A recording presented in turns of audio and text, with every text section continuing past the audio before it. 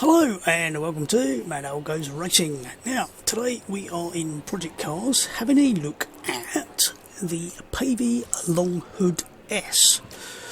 And the reason I'm looking at it is because about 3 weeks ago a thread popped up on the Project Cars website asking about the Pavey and asking whether or not there was a lack of mods because of SMS or Namco blocking it, which they're not, or whether it's just that it's probably too difficult to do or some other reason.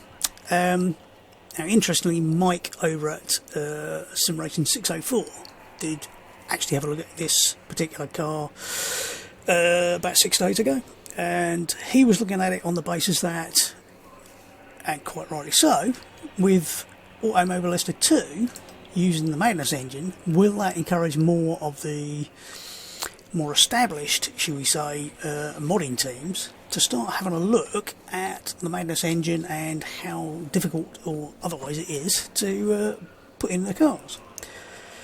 Now, when I was looking at it a few weeks ago, I thought it's interesting, and I thought I'll get a copy of it, I'll have a look at it, see if it's worth having a look at, reviewing it. And of course, as is such is life, all these other things got in the way, and it's taken me 3 weeks to get around to it. In the meantime, obviously Mike has produced his piece on it. That I did have a couple of minor issues, and I'm going to do a 10-minute race, and I'm going to do the formation lap. And the reason I'm doing the formation lap is to give me the opportunity to let the tyres cool off a bit and get down to something sensible in terms of temperatures and pressures. Now, anybody who's watched Mike's review of it will note that he said it feels like the tyres are cold. Well, yeah, it feels like the tyres are actually too hot or over pressure.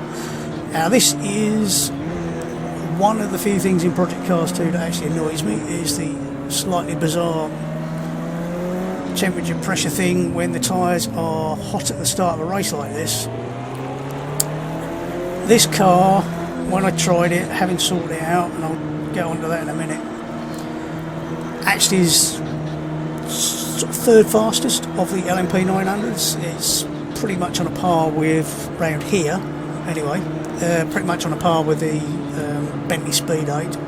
It's not as quick as the Audi R8, which is just supernaturally quick around here for some reason, and possibly everywhere else. It's I think I did get down into the 137s, 130s, might have even been a very high 136 with the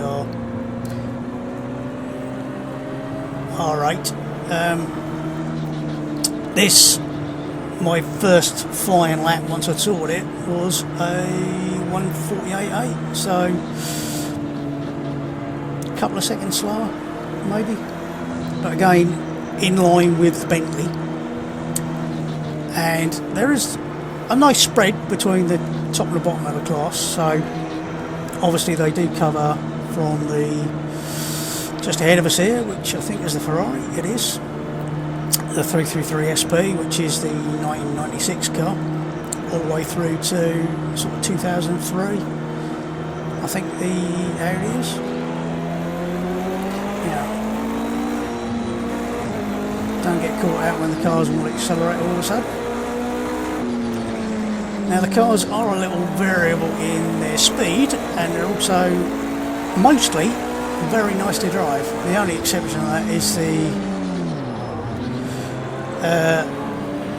behind us GT1 Toyota, which is a bit understeery, and I was about a second slower in that round here than any other car, although my theoretical best time was actually in line with this almost, so it's like that's ridiculous. So it's, when it hooks up, if you could get it to hook up properly, it would probably be extremely quick. Now, we're going to have to watch the R8 behind us, which will probably come steaming through like a train as soon as we get going. Now, hopefully my tyres are around about the right sort of temperature and pressure to actually be able to do something useful off the start.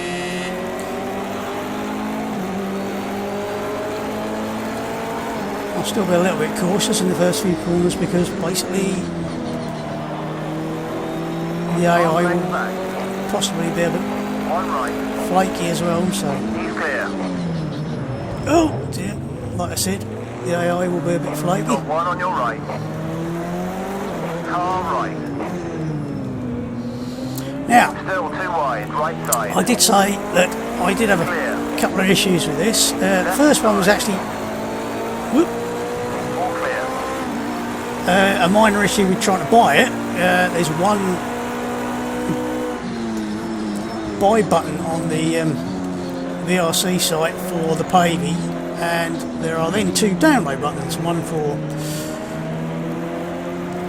the AC version and one for the Project Cars 2 version. I still feel a little bit flaky. And what happens is you press the buy button, you pay your money, and then they send you a link Two legs behind you. to your PayPal account, email account address, and you click on the link and you download it, and then you find out that what you've actually downloaded was in fact the Assetto Corsa version when you wanted the Project Cars 2 version. So I'm not sure if there is anything been done yet, but I did get in touch and said, "Oi, I got the wrong one," and they went, "Oops, sorry," and they sent me another email with the correct link in it, and that arrived very, very quickly, so no real problems. You got one, two legs back. A little bit careful initially on the brakes until the temperature of the tyres all stabilises.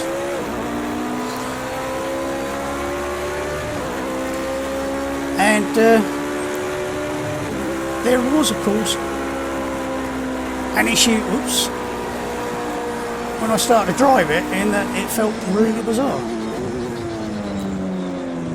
And I did notice when I had a look at another look at Mike's video that the rear tyres were actually cooling down as he was driving. And the thing I noticed is that as I came out of the corner, the steering sort of locked with some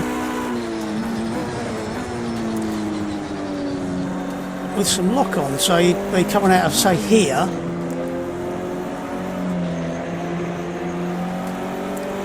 and sort of here you get locked in this sort of area, so the steering didn't naturally straighten out. I thought, that's just weird. Now, during the development of 7 minutes to go.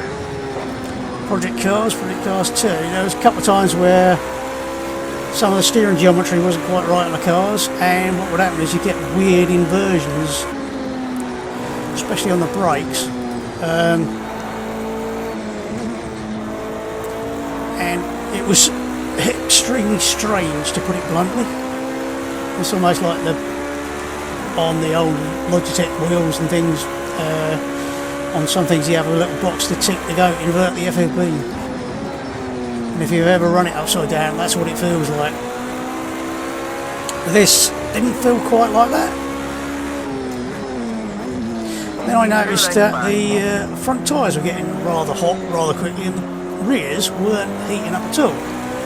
And I noticed the same thing on Mike's video. He was obviously, as he was racing, the rear tyres were cooling down and the fronts were staying nice and toasty, which is what you want, nice warm front tyres. And I ended up going, well, it just feels like a front wheel drive car. So what I ended up doing was stuck the car against an Armco, gave it a big boot full of throttle, so it was spinning up. That's your best first section so far. Great job. And then went and had a look at the replay, and sure enough, it's front wheel drive. And I'm like, that's not right.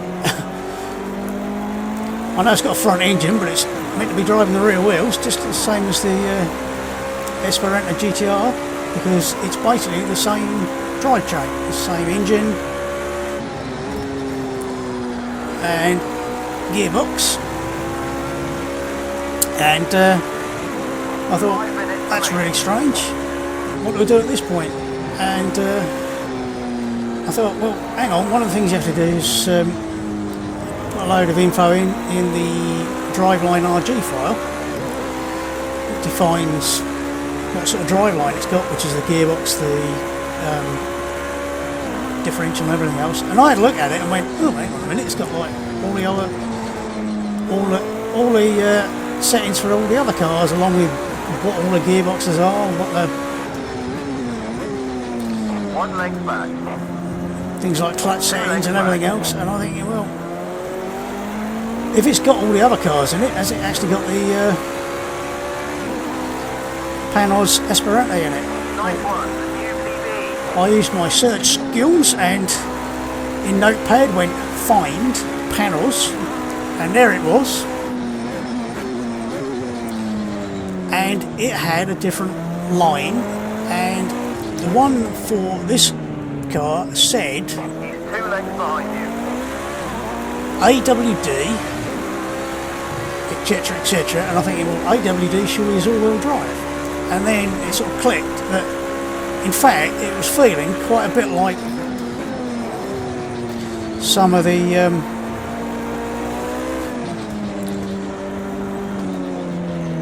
LMP1 modern cars with their electric motors on the front wheels. Have a similar sort of pull coming out the corners if you're not careful.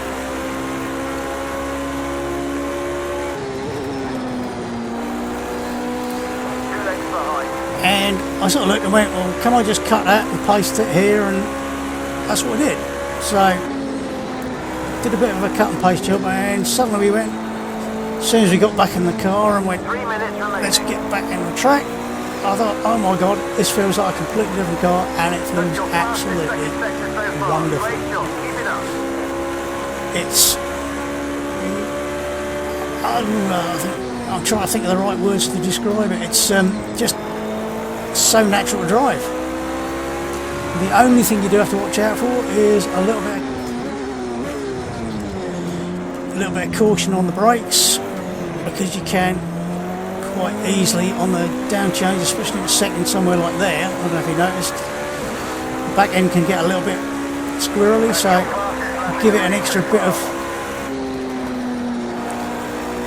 welly on the down change to blip it a bit harder, and that seems to cure most of the hills.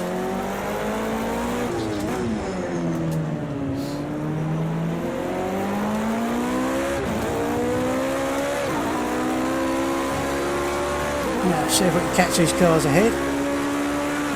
Not exactly being a fast lap time at the moment, because we're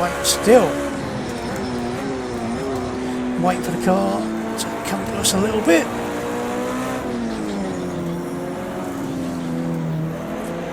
Slowly getting in. You can't get in the power as early as the AI.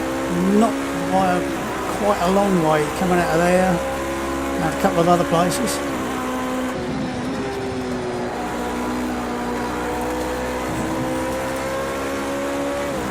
Of course, following another car we do lose a little bit of aero power, so a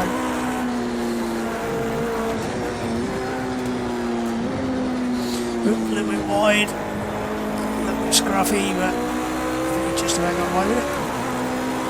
Best sector 2 times so far today, mate. Great job.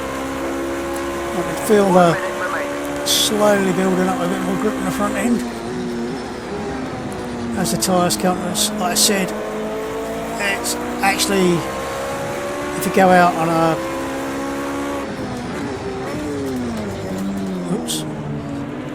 wheel on a curb, not clever.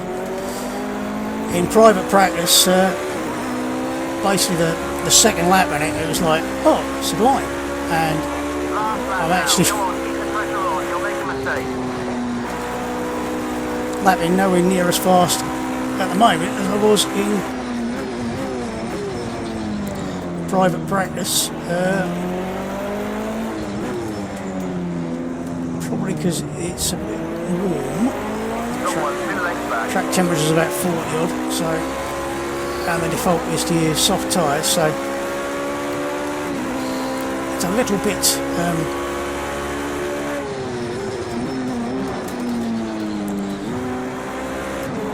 that wasn't good. Don't change that first. Silly thing to do.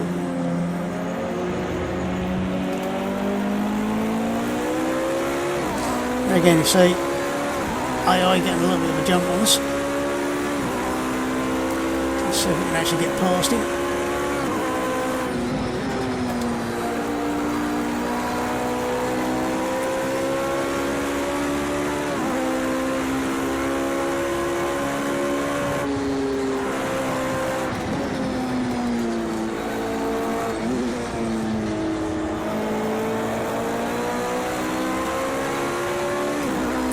Felt much nicer, but probably was slow. These things are happening.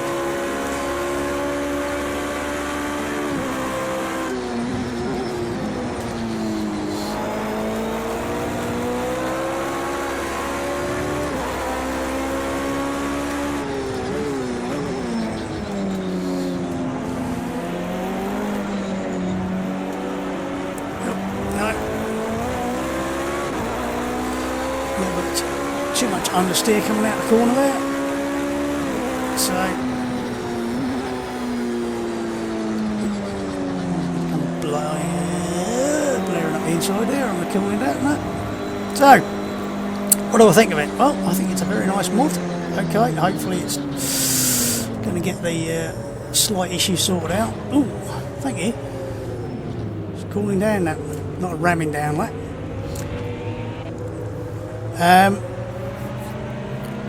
Like I said, in terms of when I'm driving all the different cars, it's second or third fastest of the group.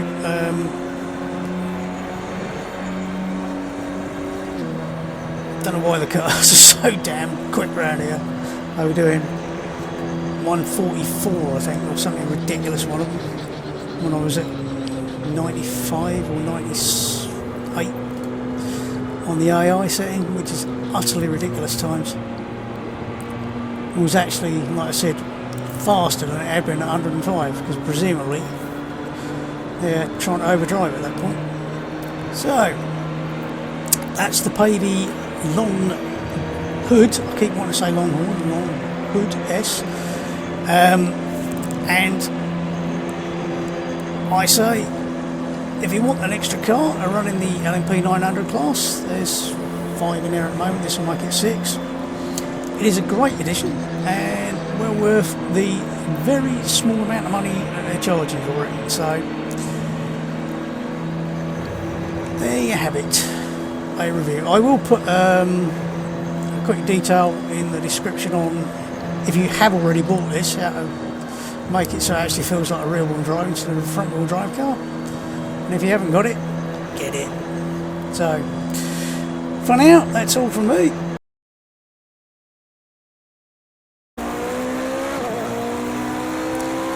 Now, this is the first flying lap of a private practice session. So the tyres are barely warm.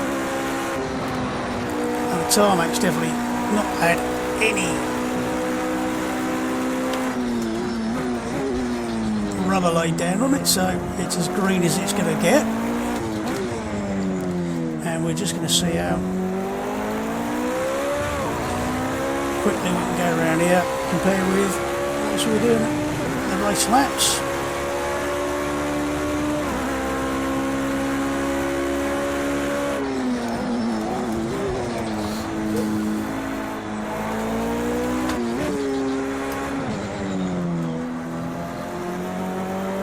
And we're driving like a complete plonker, but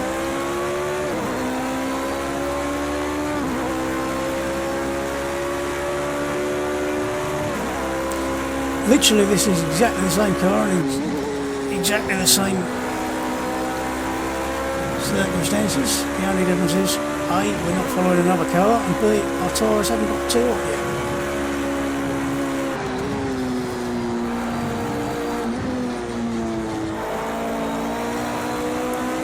And sometimes you find that actually the cars feel better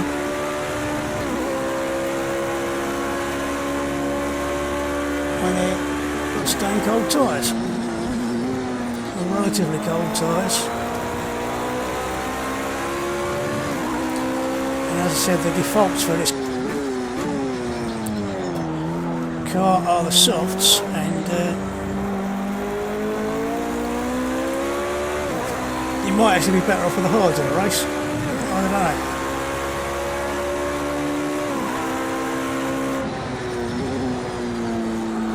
That wasn't even a good lap, so that's what this car can do in the right circumstances with the right tyres in the default setup. So if I just return to the pit, you can see standard default loose setup. So just to make sure that everybody is going to get their head around the fact that it is actually quite a quick car. It's just that in a race that I just had, it's not as quick. So there you have it. So with that, enjoy your racing, and I'll see you soon. Goodbye.